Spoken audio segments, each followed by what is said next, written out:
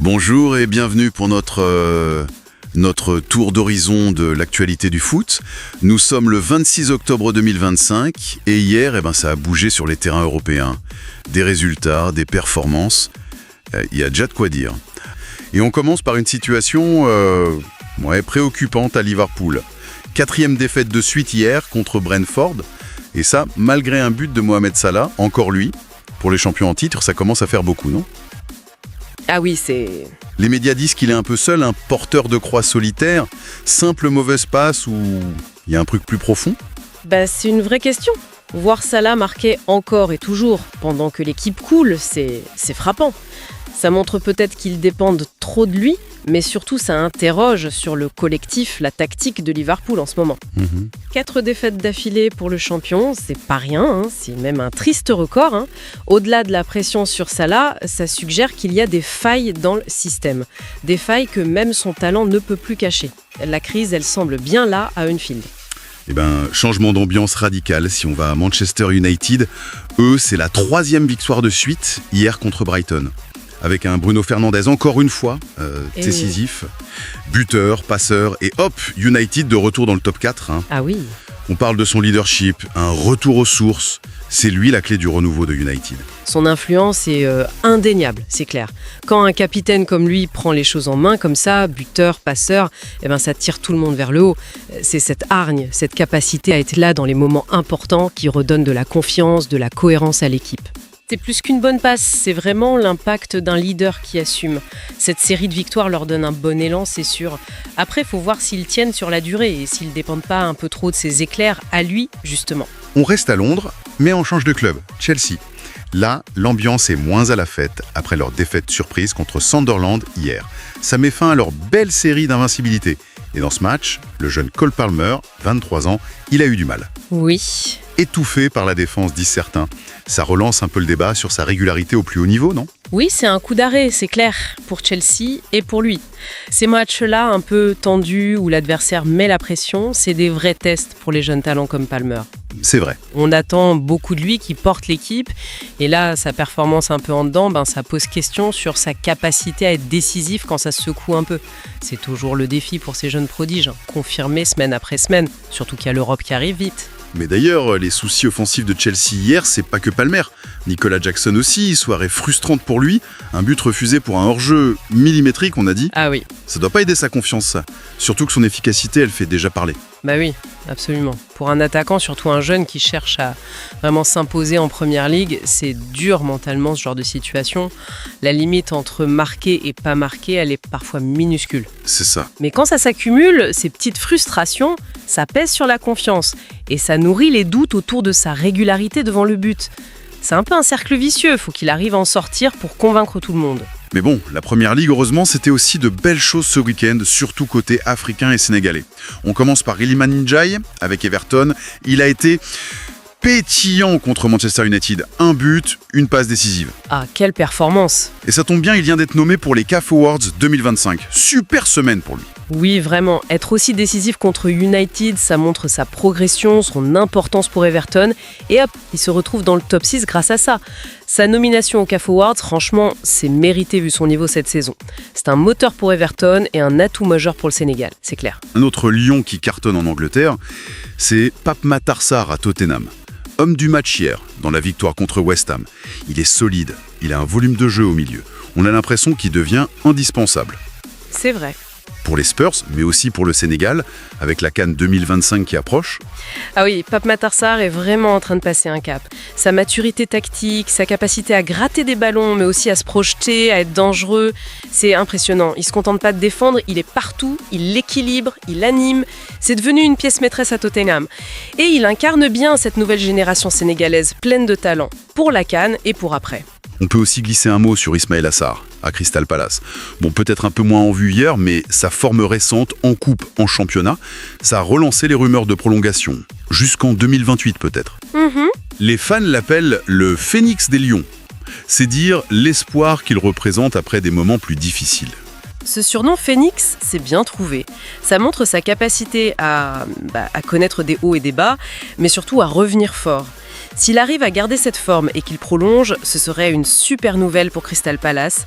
Et pour le Sénégal aussi, un Ismaïla Sarr en confiance, c'est une arme redoutable devant. Très bien. Bon, on quitte l'Angleterre qui nous a donné pas mal de choses à dire pour aller en Espagne. Hier soir, c'était le match, El Clasico, au Bernabéu.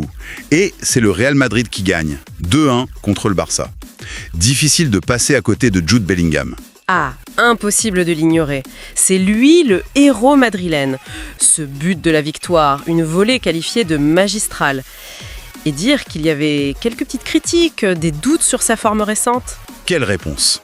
Dans un classico, c'est la marque des très grands. Les médias espagnols qu'ils surnomment déjà le nouveau galactique, ils ont raison sur son impact. Ce genre de but, ça le remet direct dans la course pour les trophées individuels, c'est sûr. C'est vrai que ce but a fait le tour du monde. Côté Barça, par contre, soirée plus compliquée pour Robert Lewandowski. Bon, il y a la défaite, évidemment, et puis ce pénalty manqué qui aurait pu tout changer. Oui. Mais en même temps, le bonhomme atteint la barre mythique des 700 buts en carrière. À 37 ans, c'est juste fou. Atteindre 700 buts, c'est stratosphérique. Ça montre une longévité, une efficacité au plus haut niveau. C'est incroyable. Un des plus grands buteurs de l'histoire, il n'y a pas de débat. C'est clair. Mais voilà, ce record, il arrive un soir de défaite avec ce pénalty raté dans le match. Ça illustre bien le paradoxe du Barça en ce moment. Des individualités énormes, mais un collectif qui rame un peu pour retrouver sa force. La perte de Lewandowski est immense, mais elle suffit pas à cacher les problèmes de l'équipe. Les supporters, ils attendent plus qu'un exploit individuel, ils veulent que toute l'équipe réagisse. Un sursaut collectif. C'est peut-être moins urgent en Allemagne, en tout cas pour le leader. Le Bayern Munich continue sa promenade de santé, on dirait. 13e victoire de suite en Bundesliga hier. Nouveau record pour le club, ça efface une marque vieille de 33 ans. Impressionnant. Et Harry Kane, il y est allé de son petit doublé, histoire d'eux. Le rouleau compresseur bavarois, il est lancé. Et Harry Kane, c'est la gâchette. Son adaptation a été express, il empile les buts. Ce record de 13 victoires d'affilée en début de saison, ça montre à quel point il domine le championnat en ce moment. Kane, il a l'air d'avoir trouvé l'endroit parfait pour finir les actions, match après match. Et cette réussite incroyable en Allemagne, ça relance forcément le débat sur son choix de carrière, non? Est-ce qu'il est juste venu chercher des titres nationaux faciles, ou est-ce qu'il vise plus haut, la Ligue des Champions surtout, quitte à regretter un jour de ne pas être resté en Première Ligue pour d'autres records? C'est le débat habituel pour les joueurs qui signent dans des clubs ultra dominants dans leur pays. Kane a l'air heureux, il marque, il va sûrement être champion d'Allemagne, oui. Mais c'est vrai que la Première Ligue, c'est autre chose, niveau compétitivité, niveau visibilité.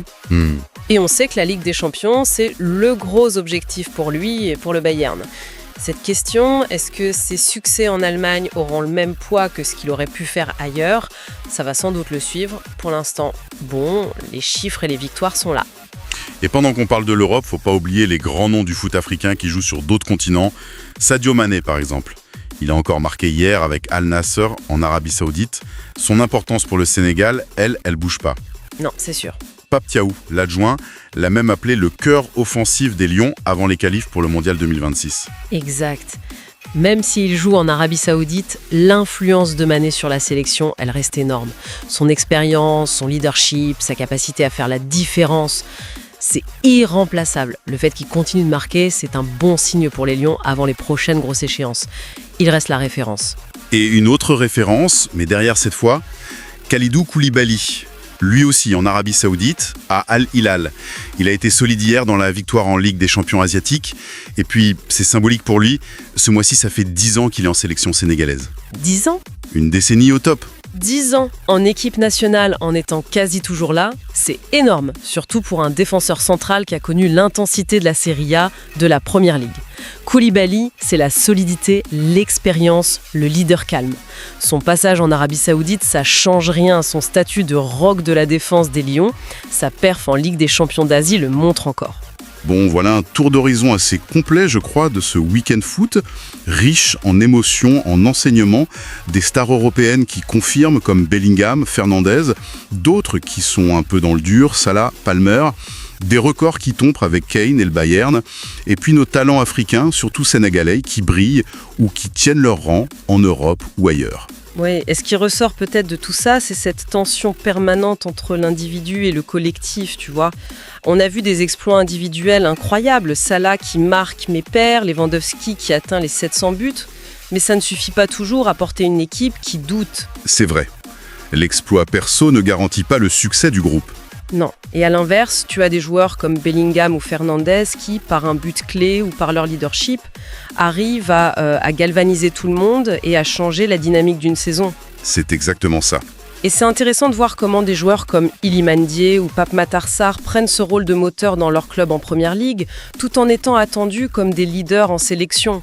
Ça montre la double pression, mais aussi la double chance pour eux, briller dans des championnats hyper exigeants et porter les espoirs de tout un pays au niveau international. Cette interaction entre les parcours de chacun, les dynamiques des clubs, les enjeux des sélections, c'est ça qui rend le foot mondial si passionnant à suivre, finalement. Absolument. Et la question qui reste, c'est quelle est la meilleure recette pour durer au top ? Une équipe portée par les coups de génie de quelques stars ou un collectif vraiment soudé où la force vient du nombre, de la cohésion, même sans avoir un héros différent chaque semaine ? La suite de la saison nous donnera peut-être des pistes. Une bonne réflexion pour continuer à observer tout ça. Merci d'avoir suivi cette analyse avec nous.